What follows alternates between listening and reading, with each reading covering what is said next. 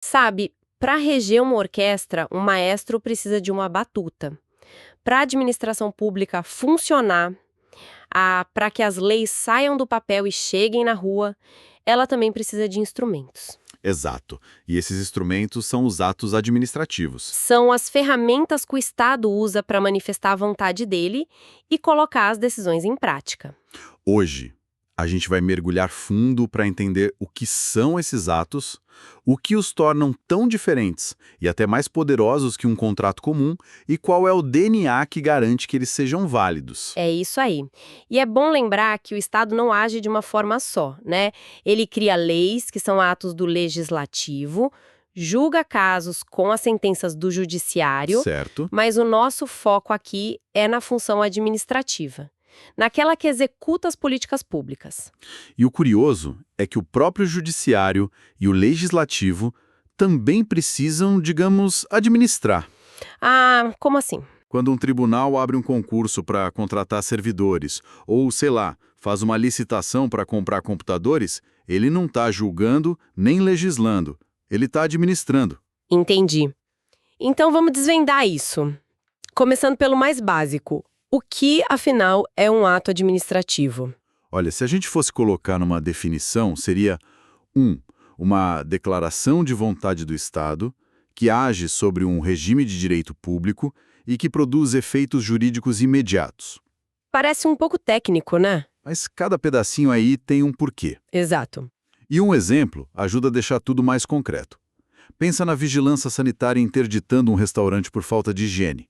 Ok, a ordem para fechar as portas é a declaração de vontade do Estado. Não é um pedido, é uma ordem. Isso acontece sobre o regime de direito público, que dá ao Estado esse poder especial, o chamado poder de polícia. E o efeito é imediato, o restaurante tem que fechar? Isso. E claro, se o dono achar que a decisão foi injusta, ele pode ir à justiça para tentar anular o ato. Aí está o controle judicial que a gente falou.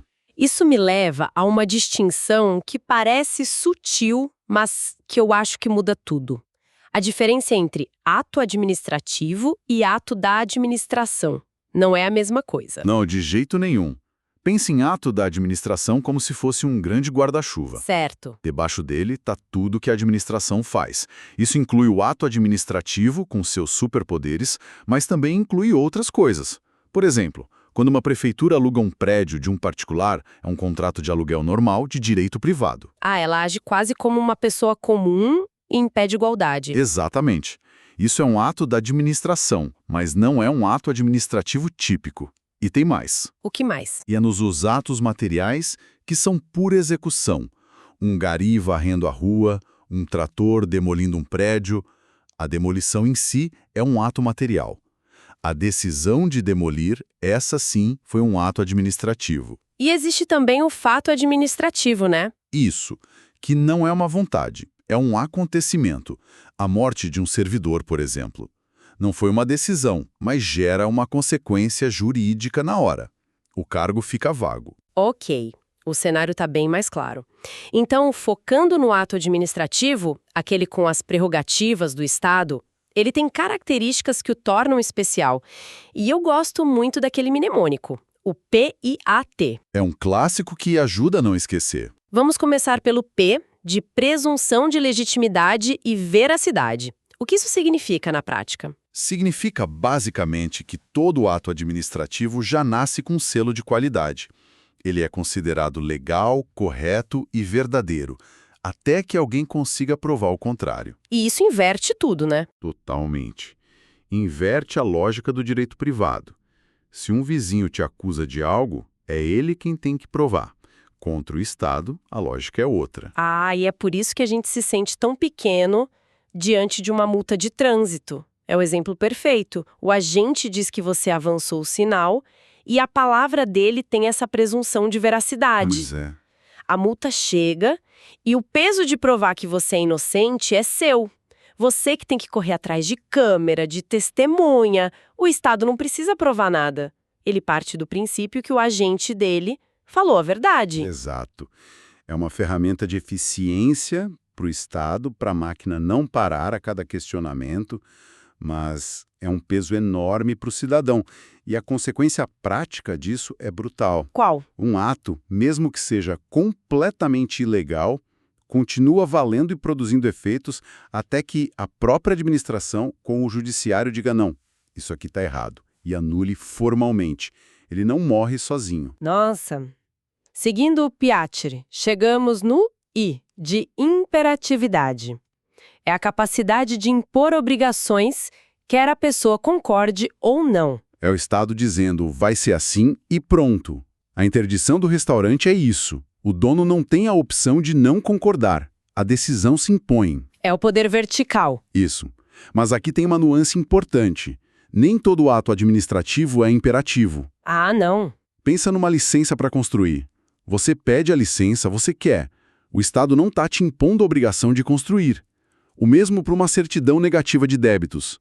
São atos que declaram um direito, mas não impõem uma obrigação do nada. Entendi. A imperatividade está mais nos atos que restringem direitos ou impõem deveres. Perfeito. Certo? O que nos leva ao A de autoexecutoriedade. Para mim, é aqui que o poder do Estado fica mais visível. A ideia de que a administração pode executar suas próprias decisões sem pedir licença para um juiz antes é um poder imenso. É gigantesco. E foi pensado para dar agilidade, principalmente em urgências. Se um prédio ameaça desabar, a Defesa Civil não pode esperar meses por uma decisão judicial para só então demolir. Claro, seria um desastre. Ela interdita e demole, para proteger vidas. O mesmo com a vigilância sanitária, que apreende e destrói um lote de comida estragada. A ação tem que ser imediata. Mas essa ideia de agir sem pedir licença a um juiz, isso não abre uma porta perigosa para abusos? Onde fica o freio? Ótima pergunta. O freio é o controle judicial que vem depois. O dono do prédio pode ir à justiça e, se provar que a demolição foi ilegal, ele vai ser indenizado. Mas o principal freio é que a autoexecutoriedade não se aplica a tudo. Certo. E a exceção mais famosa, mais importante de todas, é a cobrança de multas. Ah, é? Como funciona? O Estado te multa. Isso é imperativo, você tem que pagar. Mas se você não pagar, ele não pode, por conta própria, ir lá e tirar o dinheiro da sua conta bancária. Ah, então a autoexecutividade para aí. Ele impõe a obrigação, mas não pode forçar o pagamento com as próprias mãos. Exatamente. Para forçar o pagamento, para executar a dívida, o Estado precisa ir à justiça, num processo chamado execução fiscal. Nesse ponto, ele precisa da chancela do judiciário para mexer no patrimônio da pessoa. Entendi. E para fechar o mnemônico, temos o T de tipicidade. A administração não pode sair inventando moda. É isso. Cada tipo de ato é como uma ferramenta que já vem numa caixa, definida por lei. Você tem a licença, a autorização, a permissão, o decreto. O gestor não pode criar um ato de achismo que não exista na lei. É uma garantia para a gente, né? Uma garantia fundamental. Protege contra o arbítrio, contra a imprevisibilidade. Você sabe quais são as jogadas possíveis do Estado. Tudo bem, esses superpoderes dão uma força imensa para o Estado. Mas a grande questão para quem está na cadeira de gestor é quando eu sou só um robô aplicando a lei e quando eu realmente tenho poder de escolha. Aí você tocou no ponto central de tudo. É onde entra a diferença entre ato vinculado e ato discricionário. Essa é a chave. É o que define a margem de manobra do administrador. No ato vinculado, a lei é um roteiro super detalhado. Ela diz o que fazer, quando fazer, como fazer. O gestor não tem escolha. Certo. Se os requisitos estão ali, ele é obrigado a praticar o ato. E é por tempo de serviço, né? Se o servidor atinge a idade e o tempo de contribuição, a administração não pode dizer, acho que não é um bom momento. Não existe essa escolha. Não existe. Ela é obrigada a conceder. O direito do servidor é líquido e certo. Agora, do outro lado, temos o ato discricionário. É onde a lei dá uma folga. Exato. A lei entrega um roteiro com algumas cenas em aberto, ela dá ao gestor uma margem de liberdade para decidir o que é melhor para o interesse público, com base num juízo de conveniência e oportunidade. E a própria lei faz isso usando palavras como poderá, a critério da autoridade. Isso, ou conceitos abertos como notório saber ou interesse público relevante. Um exemplo seria autorizar o fechamento de uma rua para um evento. Mesmo que os organizadores cumpram tudo, A prefeitura pode negar se achar que aquilo vai causar um caos no trânsito. A decisão final é do gestor. Ótimo exemplo. Outro clássico é o porte de arma. Mesmo que a pessoa preencha os requisitos da lei, a autoridade policial ainda analisa o caso e pode negar se entender que não é conveniente para a segurança coletiva. Mas essa margem de escolha soa perigosa. Onde termina a discricionariedade e começa a arbitrariedade? Como a gente garante que a escolha não seja pessoal ou política? Essa é a pergunta de $1 milhão. E a resposta é: a discricionariedade nunca é absoluta. Ela é sempre limitada pela lei e, fundamentalmente, pelos princípios da razoabilidade e da proporcionalidade. Ok, então tem limites. Tem. O gestor pode escolher entre as opções A, B ou C, todas legais. Mas a escolha tem que ser razoável. Imagina um servidor que chega 1 hora atrasado. A lei permite uma suspensão de até 90 dias. O chefe poderia, legalmente, aplicar os 90 dias? Nossa, mas seria um absurdo completo. Completamente desproporcional. Seria uma decisão arbitrária, disfarçada de discricionariedade. E aí o judiciário pode intervir. Pode e deve. O judiciário anula essa punição.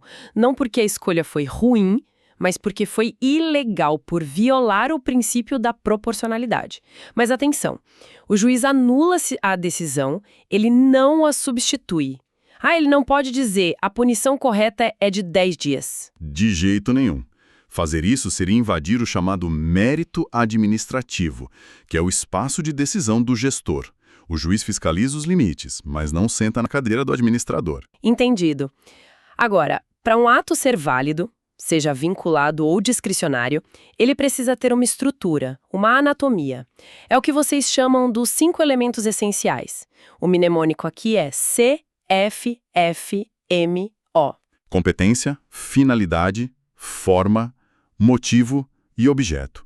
É o checklist de validade do ato. O DNA dele. Exatamente. Se faltar um desses, ou se um deles tiver um vício, um problema, o ato é como um corpo doente. Ele se torna inválido, nulo. Vamos passar rapidinho por eles. Vamos. A competência é sobre quem pode fazer. A lei diz qual agente tem o poder. A finalidade é o para quê, e é sempre o interesse público. A forma é como o ato se apresenta, geralmente por escrito. E o objeto é o que o ato faz, seu conteúdo. E o 5º elemento é o motivo, que é o porquê da decisão. E aqui tem um ponto que sempre gera confusão, né? A diferença entre motivo e motivação. Crucial. O motivo é a situação de fato e de direito que leva à prática do ato. O que aconteceu no mundo real e o que a lei diz sobre isso. Já a motivação é a parte escrita, a exposição desses motivos. É quando o gestor escreve: eu tomei essa decisão por causa disso e daquilo. Certo, mas nem todo ato exige essa parte escrita, a motivação. Não, nem todo. Mas quando o gestor decide motivar, mesmo sem ser obrigado, algo muito interessante acontece. É a chamada teoria dos motivos determinantes. E ela parece ser uma daquelas ideias que, quando a gente entende, muda a perspectiva sobre o poder. Completamente. A teoria é simples na ideia, mas poderosíssima nas consequências. Ela diz que, uma vez que a administração declara os motivos que a levaram a tomar uma decisão, a validade do ato passa a depender da verdade desses motivos. Peraí. Então, ao tentar ser transparente, o gestor pode acabar criando uma armadilha para si mesmo? Exatamente. Ele se vincula ao que disse. O melhor exemplo é a exoneração de um servidor em cargo em comissão. Aqueles de livre nomeação e exoneração. Isso. O gestor pode simplesmente exonerar sem dar nenhuma justificativa. O ato é discricionário, não exige motivação.